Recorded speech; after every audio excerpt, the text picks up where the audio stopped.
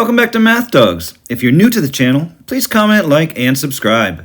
If you have any questions, please comment down below. Problem number 2 is the midpoint formula. We're going to write a point where we add together the x-coordinates, x1 plus x sub 2, divide that by 2, and then we're going to add together the y-coordinates, y sub 1 plus y sub 2, and divide that by 2.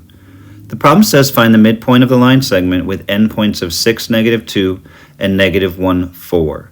So I'm going to call 6, -2 my first point, so this would be my first x-coordinate and my first y-coordinate, and I'm going to call -1, 4 my second point, and so that would be my second x-coordinate and my second y-coordinate. And now we're just going to substitute. The first x-coordinate is 6 plus the second x-coordinate is -1.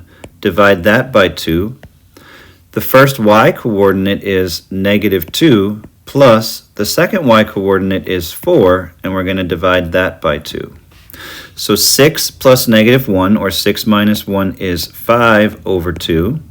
And -2 plus 4 is 2, and 2 divided by 2 is 1. And so my midpoint would be 5/2, 1.